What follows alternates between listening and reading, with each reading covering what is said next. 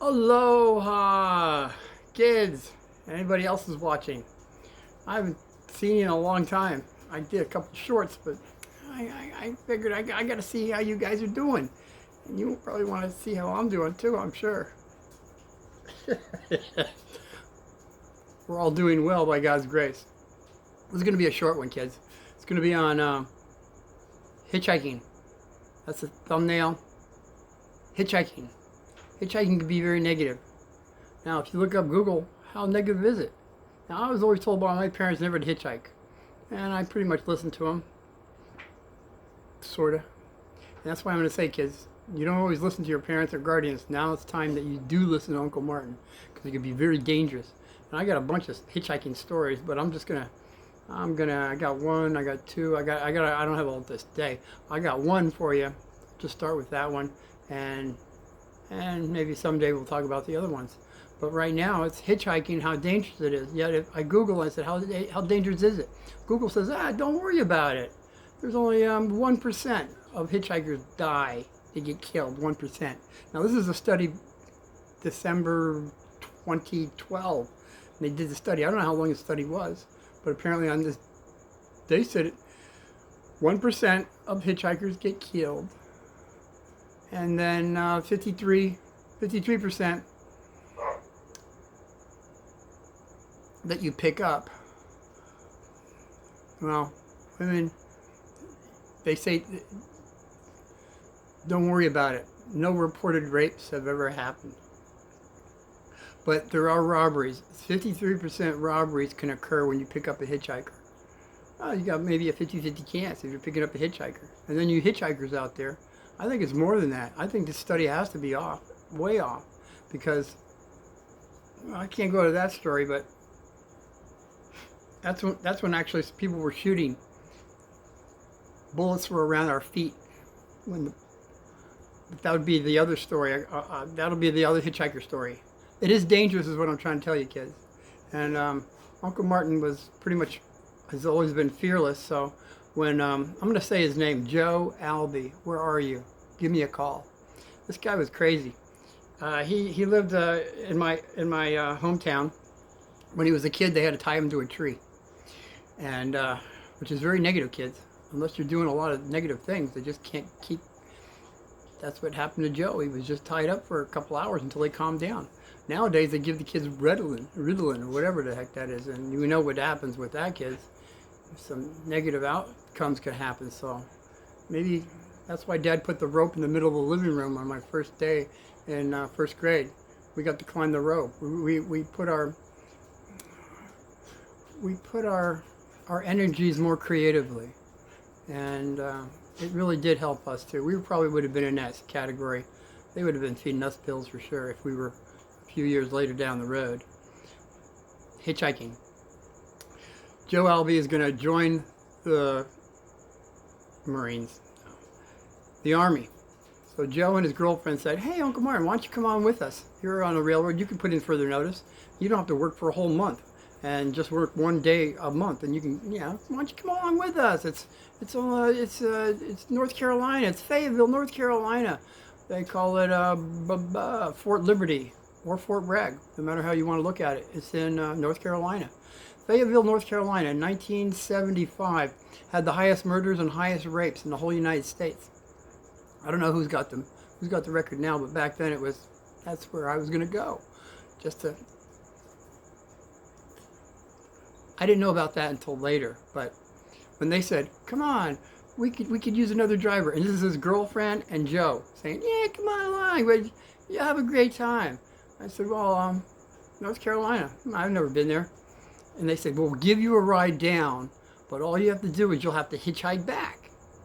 I said, halfway, I can, and I really didn't even look at the miles. I didn't know it was like 615 miles back to my home. It didn't matter. I knew it was about a day or so, if you're fortunate on hitchhiking. But if not, I guess it could take a lot longer. So I said, yeah, sure, it sounds positive to me. So we took off and went to North Carolina, Fayetteville, North Carolina. We had a great time there. That's where I did spend the. Well, there was a bunch of girls, and they all said, "Let's go to the beach." This is in North Carolina, and you know North Carolina doesn't have a beach. The closest beach is South Carolina, and South Carolina has a great beaches there. In fact, they said, "Let's go to Myrtle Beach." I said, "Yeah, it's great, Myrtle Beach. Any beach will be fine with me. I love the beach." And so we skedaddled over there. We camped overnight, and it was memorable for me because it was during the blood moon. It was the full moon eclipse, 1975. I believe it was May 24th and 25th of 1975. And how I remember it well is because when they said, "Go get some firewood, Uncle Martin," I said, "Okay, I'll go get firewood. I love making fire."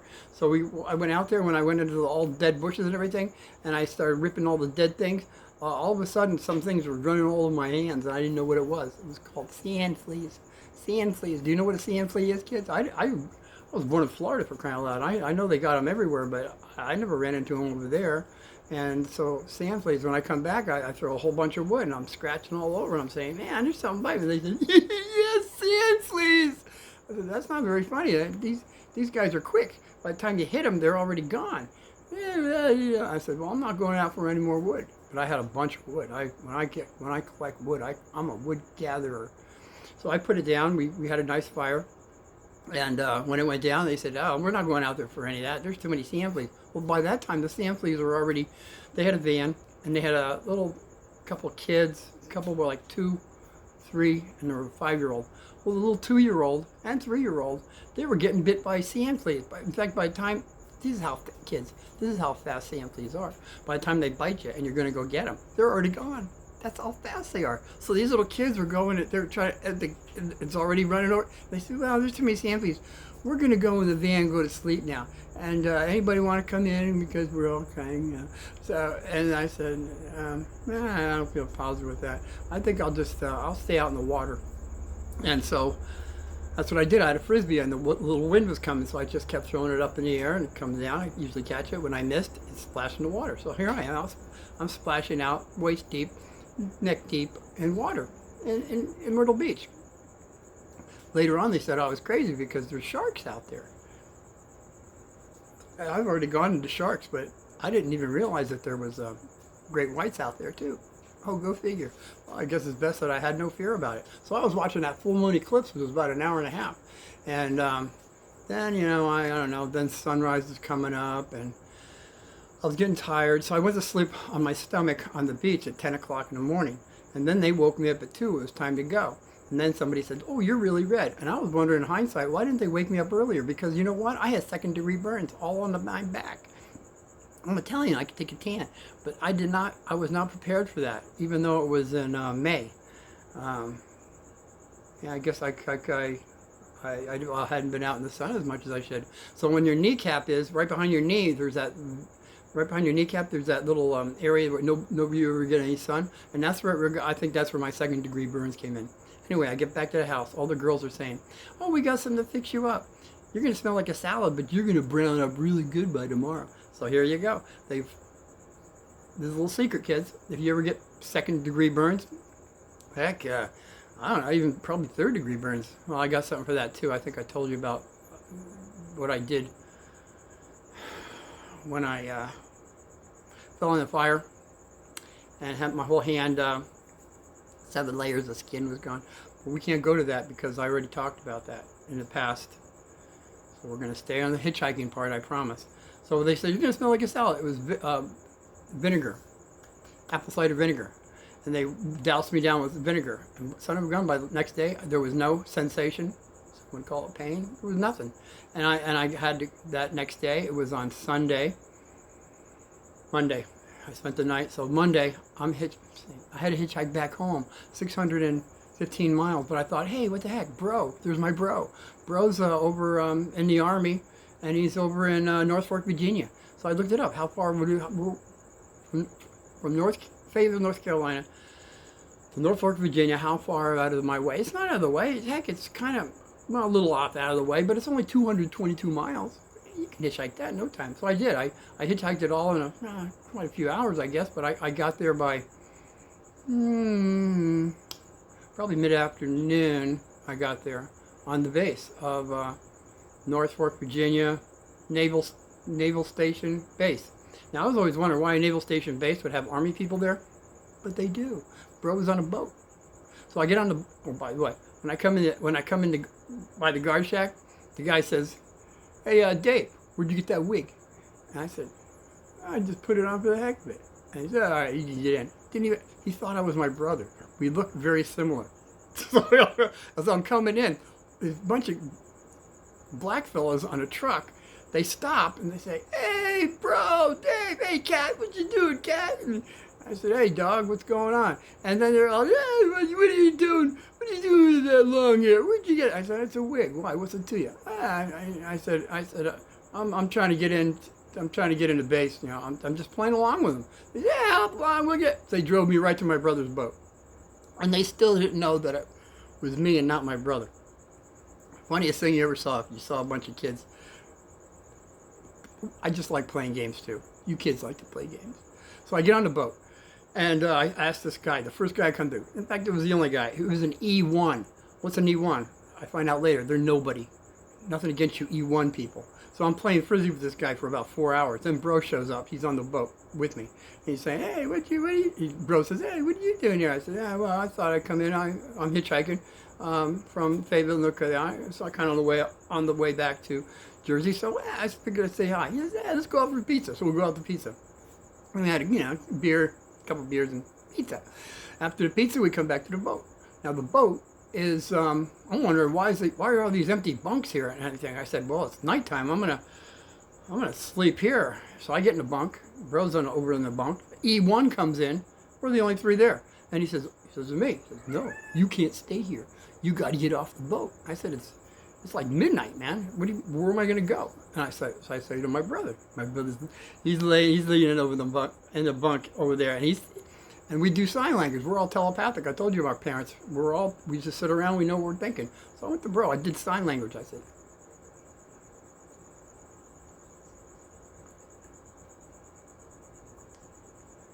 what Bro does? Looks at me, big smile. Goes, bolt of lightning went through me. He's going to play this game at midnight with me? I got news for you. I'll just hitchhike home now. So as I'm getting off the base, this E8 guy, a lot higher than E1, he says, "Oh yeah, you can't stay in the barracks. You know, that's one of the rules here." He says, "But you know what? I'm going to town. I'm going to be partying. I'm going to drop you off at my barracks. I got my own place. You can spend the night in my bed. It's all clean. Spend the night in my place. And you can just hitchhike in the morning." I said, "Nah, I'm not going to do that. I'm getting out there right now." What is that, I-95? I'm going out there now, and I'm going back home. And he says, No, for the last 2 weeks, they've been shooting people with long hair. People have been getting shot hitchhiking right out here for the last 2 weeks. I said, "Nah, that's okay." He said, "You're crazy, man. I really feel, I don't want to." I said, "Look, buddy, I'm going home. I'm going home now." So he gets me out there. He drops me off on I-19. Apparently the wrong direction, because I'm hitchhiking, and this weird guy picks me up. I can't go there. It was really too negative. And I just held my ground, and I was saying, "Hey, buddy, you stay over there by your steering wheel."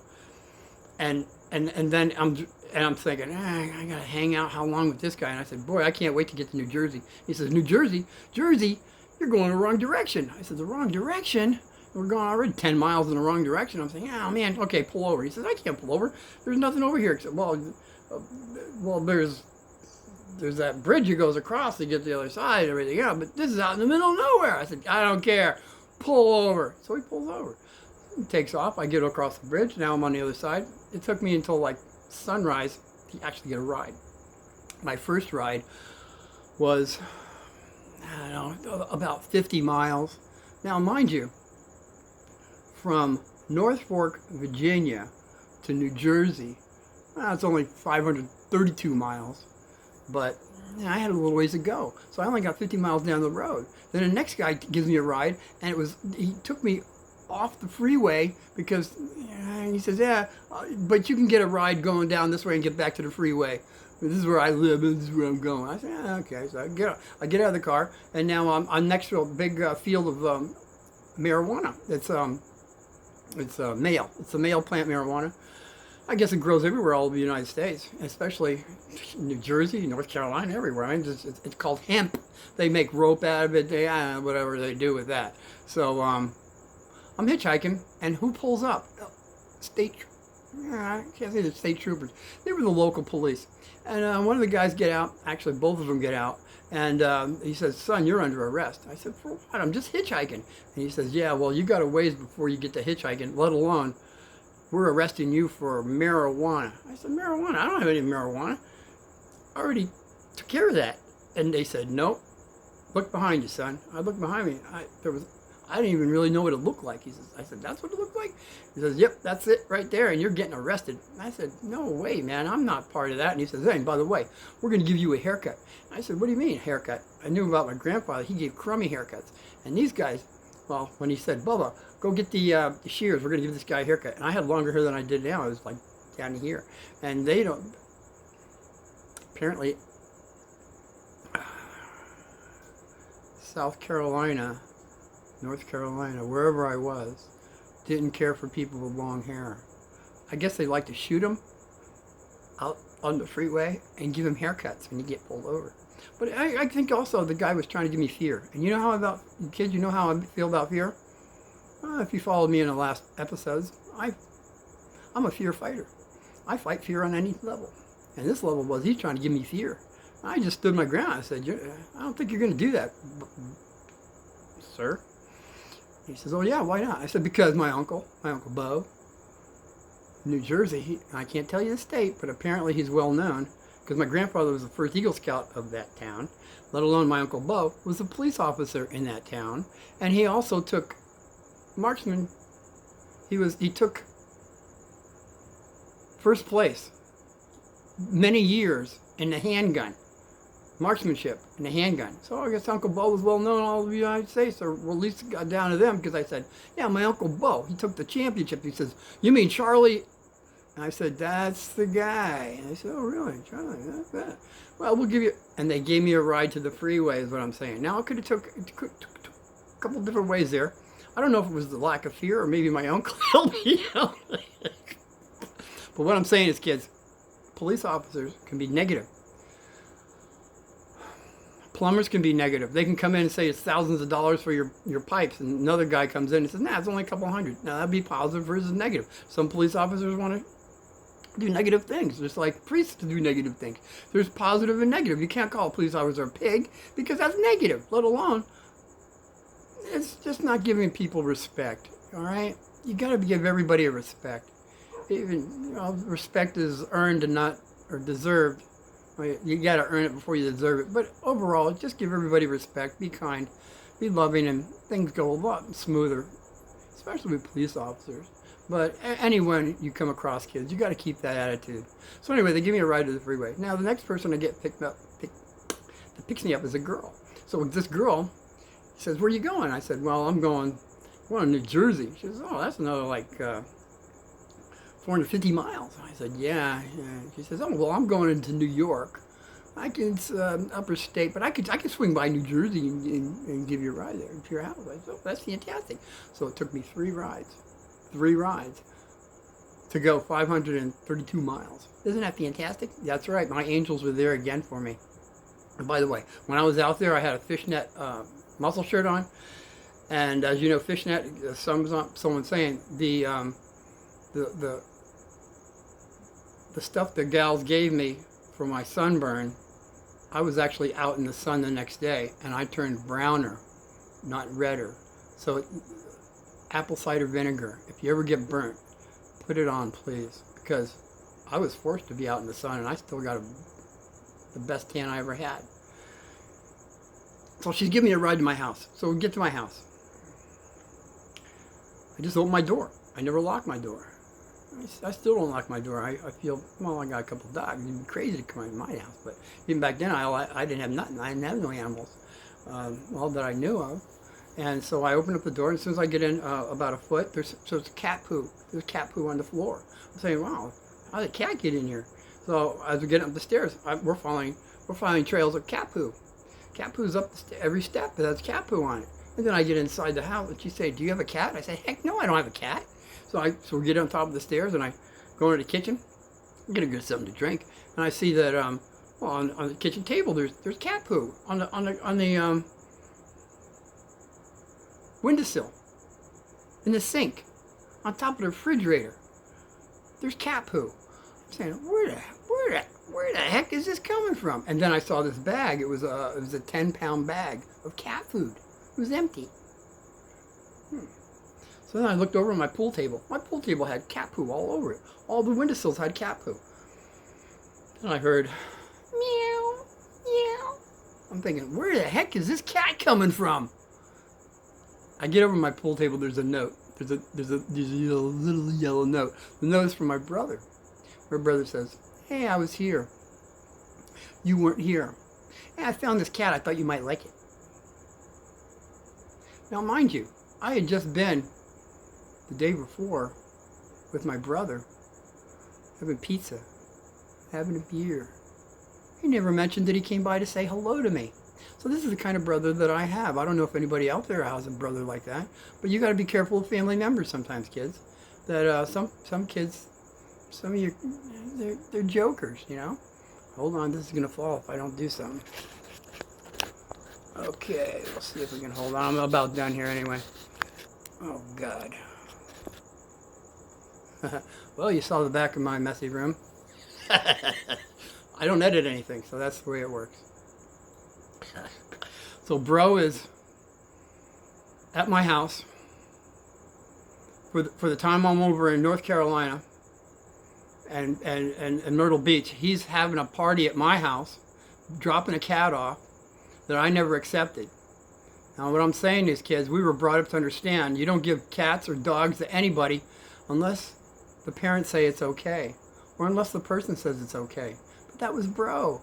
He's like, he's like that kind of guy. Hopefully he's changed his ways. Anyway, I just want to say, kids, hitchhiking can be very dangerous. I didn't get shot outside of North Fork, Virginia. I was fortunate, but there's some other ones I have that I did get shot at, but that'll be another story. But for right now, I just want to say, kids, don't hitchhike, all right? I guess unless it's a total emergency, but even then, make sure you have a friend with you. So, I just got to tell you, I want everybody to be well and have a victorious day until I see you again. Happy Friday. Aloha!